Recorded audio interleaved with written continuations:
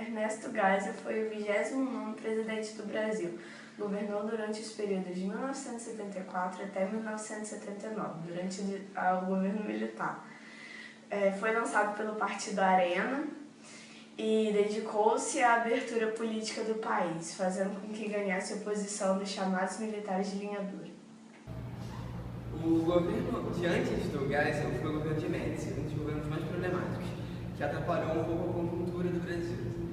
Além de ser um dos mais violentos, o que gerou grupos contra a ditadura militar, também foi um governo que gerou grande dívida externa, o que aumentou a inflação, atrapalhando o governo de Geisel e o que provocou que ele tivesse as atitudes que ele teve. Geisel assumiu o poder quando a economia parecia desestável. Fazendo parte de um grupo mais conservador, a política de Geisel, também conhecida como a política de Cícero de Assolli, foi diferente de outros da ditadura. Ele tentava ser mais ameno em relação à repressão da ditadura. O momento de Sístole era um momento de repressão, era um momento de morte, era um momento da tortura, o rigor em si. A de Assolli já fazia parte a abertura econômica, quando ele era mais ameno, quando ele era mais ameno. Esse processo levou a um início de redemocratização, que consistia num processo lento, gradual e seguro. Tudo isso a fim de estabilizar a economia. Então, com a crise de energia no Brasil, o governo fechou um acordo, Brasil e Alemanha, um acordo nuclear que previa a construção de usinas nucleares em Angra dos Reis. Mas com esse fechamento do acordo, veio polêmicas, não só pelo fato do Brasil estar em crise, mas também pelo fato de que somente você construir uma usina em Angra, você inseria-se diretamente na doutrina de segurança nacional, porque o governo acreditava que o Brasil teria que dominar a sua tecnologia capaz e em pouco tempo fazer uma bomba atômica.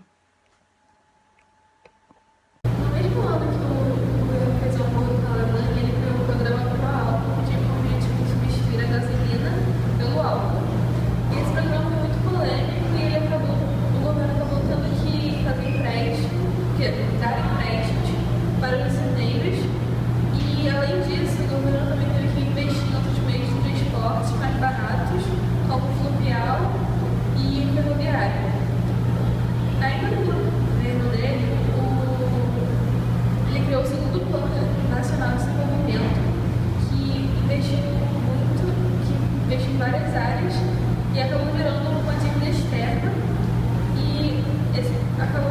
ele gerou a usina hidrelétrica de Itaipu, a ferrovia do Aço e o Aço de Minas.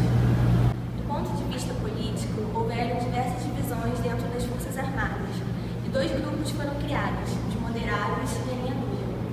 Geisel participava do grupo dos moderados e o objetivo era a abertura gradual da política, controlada pelos militares. A linha dura queria o recrudescimento do regime de força.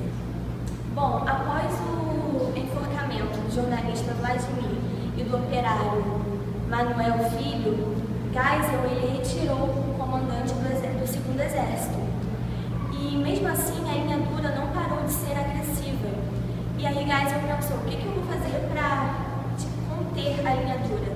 E a única alternativa que ele achou foi retirar o Silvio Frota do cargo de ministro do segundo exército.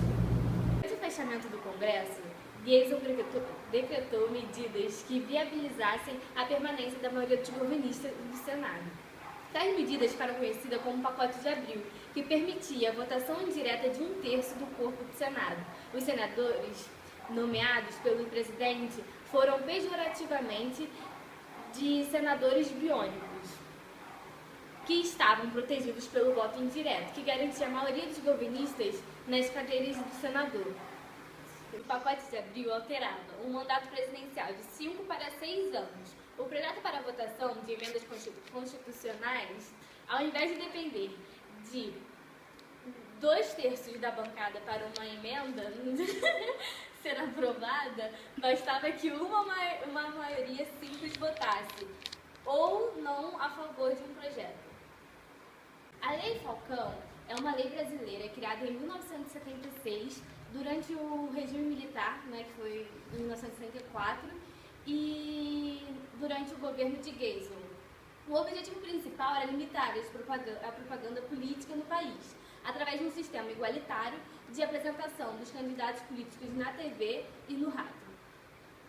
Na política externa, o governo de Geisel adotou o pragmatismo responsável, o qual reconheceu os ideais dos governos marxistas das colônias portuguesas na África e restabeleceu o comércio com a China, e também teve o pacto nuclear com a Alemanha. Isso fez com que os Estados Unidos não apoiassem esse governo de Geisel. E quando Geisel saiu do governo, ele deixou seu sucessor, que era o comandante Figueiredo,